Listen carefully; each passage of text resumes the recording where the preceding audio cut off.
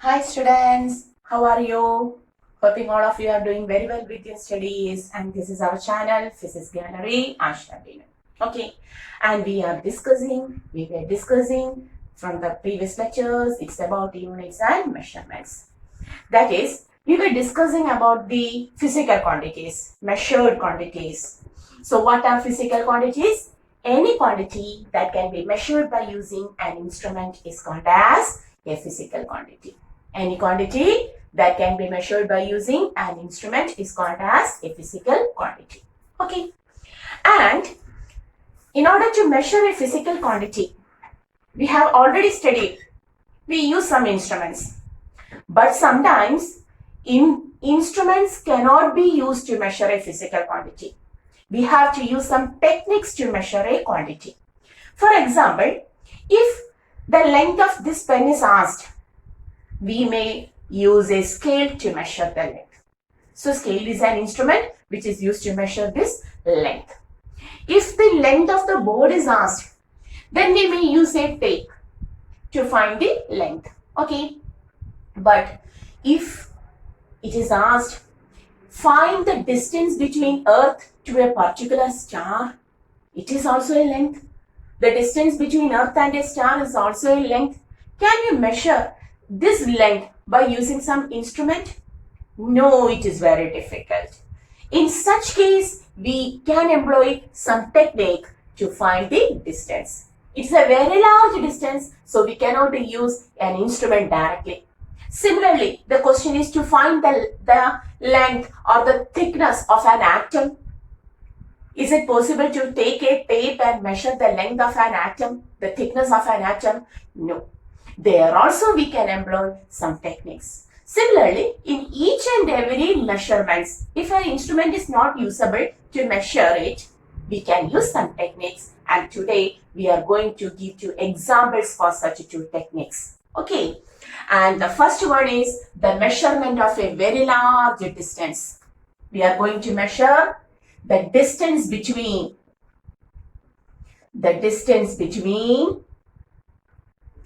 Earth and a star. Okay, so this is our Earth. Suppose this is our Earth. And we are going to measure the distance of a star. This is our star, yes. Okay, this is our star, yes. And this is our Earth. So how to measure? Is it practically possible to go to that star and go and find the length? No. In such case, in order to find the distance between this much a long distance, the distance between Earth and star, we use a method called as parallax method. We use a method called as the parallax method. There are several methods. Among this, we are taking one method. What is this parallax method? The word meaning parallax. In order to understand that, just take your pen. Put it in your front. Okay, front position like this. And view this pen by closing your left eye. That is view from right eye only. Then suddenly change the position. That is not position of pen but our eye. Then view it with our left eye, closing the right eye. Okay, that is you are viewing a fixed object by closing one of the eye and vice versa. What happens? You may see a shift in the position of pen. You can see the shift in the position of pen when the observatory points are changed. When we change our observatory points, we can see a shift in the position of the pen. And that shift, when the observatory point is changed, is called as the parallax. That is called as parallax. And this method, parallax method, is now we are employing to find the distance of the star from our Earth. Okay. So for that, at first we have to take two observatory points on Earth. That is, at first we are going to observe the star from A. Now this is the distance capital D. This is the distance capital D from Earth to star. In the next step, we will observe the same star from the next observatory point B, where also we got D. Okay, we want this distance D. And the two observatory points on the Earth are at a distance B apart. They are at a distance B apart. If this is the angle theta, that is when we viewed the star from A and then from B, we moved through an angle theta. And if this theta is obtained, we can write the simple equation angle is equal to arc length by radius. We can use the simple equation angle is equal to arc length by radius. Theta is equal to arc length is now equal to B. The shape is not arc, but even though the distance, the distance are same on both sides, this may be taken as arc. So B by D, or the distance between the star and the Earth becomes B by theta. Is it clear? Is it clear? Very simple. There are certain techniques to find the distance. Okay. By using the same technique, we can even find the diameter of that star. That is, now observe the star by using a telescope. So, when we use a telescope, the star is viewed like this. That is, the size will be enlarged. This is our star, yes. And from the surface of Earth, we are viewing from a single point. Observatory point is now single. We are viewing the star from the same observatory point. At first, look at this point. The distance that is known to us. It is the distance between the Earth and the star. Okay. And to this point, diametrically opposite point. This distance is also D. And the angle, take it as another angle. So, take it as alpha. Now, this is the diameter of the star. D is the diameter of the star. So, in order to find the diameter, take the same equation. Angle is equal to arc length by radius. Now, alpha is equal to arc length is D by radius is capital D.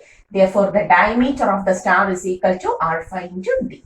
So, we can find even the diameter of the star by using the same technique called as the parallax method. So, at first we have found out capital D, the distance between the Earth and the star, by observing the star from two observatory points on the Earth's surface. Okay. And by taking that D, the distance capital D, we can even take the diameter of the star by using the same technique. Okay. There we view the star by using a telescope. Then the observatory point is single. And at first view here, then here. Then you can take the equation, the same equation, angle is equal to arc length by radius. So, this method illustrates that in order to find a very large distance where an instrument cannot be used directly, we can use some technique. Okay, so this is for a very large distance. Similarly, for a very small distance. Hoping all of you understood this. Okay, take the notes, pause the video. And now we are going to take the distance of a very small object, that is an atom or a molecule. The length of a molecule, whether we can measure it by using an instrument, a scale or a tape, etc. It is even not visible to our eye, to our naked eye. Then how we will measure it? Okay, that is in the second way, we are going to find thickness, the thickness of a molecule. For that, we are going to take a particular molecule of an oleic acid molecule. So, among the molecules, this is a larger one. That's why we are going to take the thickness of an oleic acid molecule. So, what is an oleic acid? Oleic acid is a fatty acid, long chain fatty acid. Okay. So, how to measure? Here we are going to use some concepts from chemistry. That is, at first, to find this thickness, the thickness of an oleic acid molecule, at first we have to take a very small vessel. First step is to take a very small vessel. which contains 20 centimeter cube, which contains 20 centimeter cube of alcohol. In it, we have taken 20 centimeter cube of alcohol. Okay, so our small vessel contains 20 centimeter cube of alcohol. Into this, we put 1 centimeter cube of oleic acid. Into this, we have taken 1 centimeter cube of oleic acid. That is, among the 20 centimeter cube, only 1 centimeter cube is oleic acid. So the concentration of this solution is, now it becomes a solution because 2 members are there. Okay, so it is 1 by 20 centimeter cube of oleic acid solution. We got a solution of oleic acid in which among the 20 centimeter cube, only 1 centimeter cube is oleic acid. Among the 20 centimeter cube of alcohol, only 1 centimeter cube is oleic acid. Okay, that is, we have taken a very dilute solution of oleic acid. Is it clear? Second step. Take another vessel also, small vessel like this. Put the same thing, 20 centimeter cube of alcohol itself. Once more, we have taken 20 centimeter cube of alcohol in a fresh vessel, in a new vessel. Okay, and put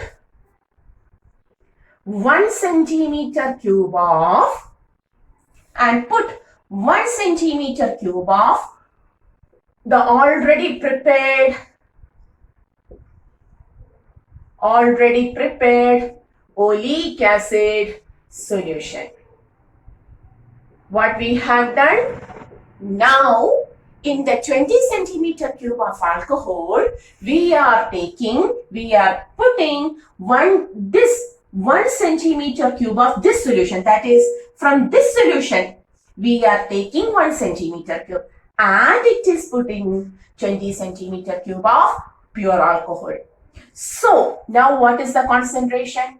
In 20 centimeter cube of alcohol, we have taken 1 by 20 centimeter cube of oleic acid. Is it clear? Oleic acid solution. Is it clear? Total 20 centimeter cube of alcohol, we have added 1 by 20 centimeter cube of oleic acid. That is, now the concentration becomes 1 by 20 into 20 centimeter cube of oleic acid solution. That is a very dilute.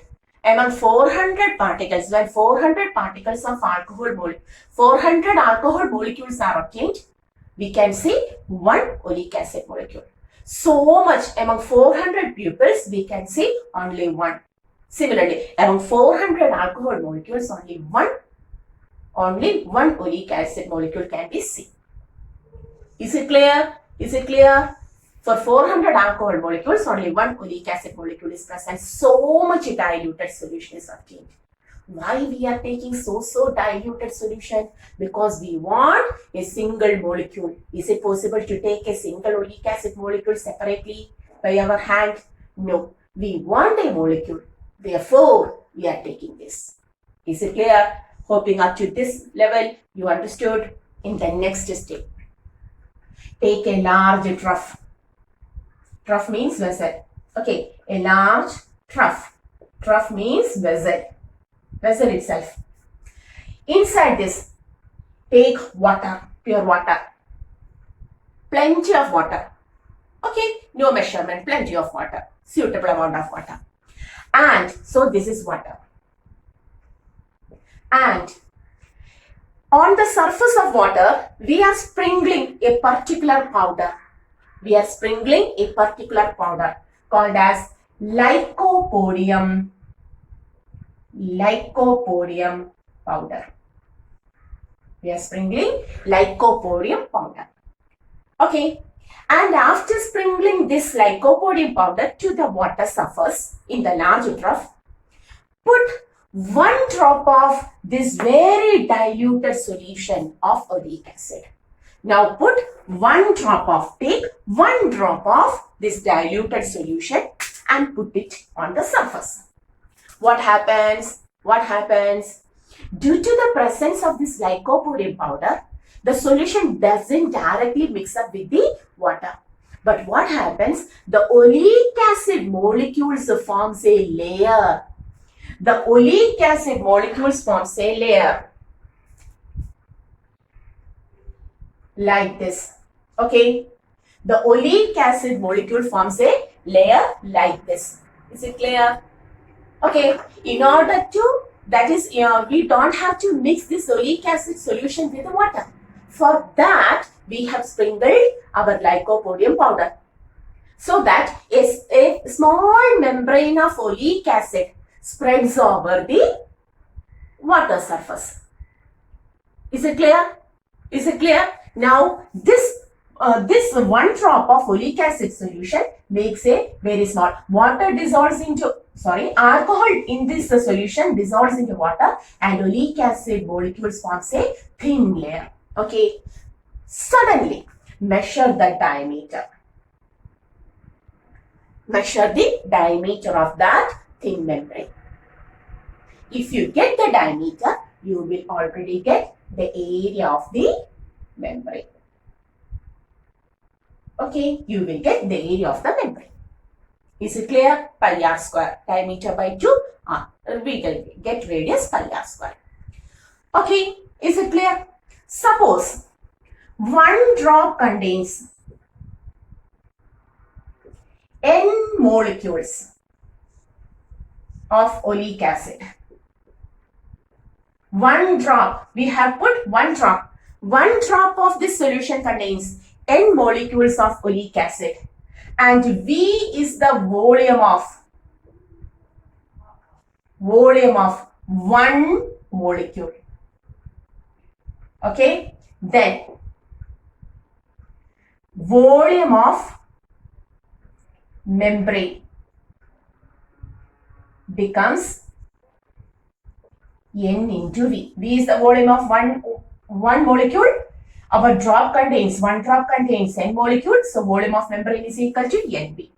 Here we got area by measuring the diameter. Therefore, volume is equal to thickness into area, or thickness is equal to volume by area. NV, total volume. Okay, where are we, right? Do you see this? NV for concentration 20 into 20 by area. If you solve that into area. Okay. If you solve this, what is this 20 into 20? Once more we will write here. Here there is no space.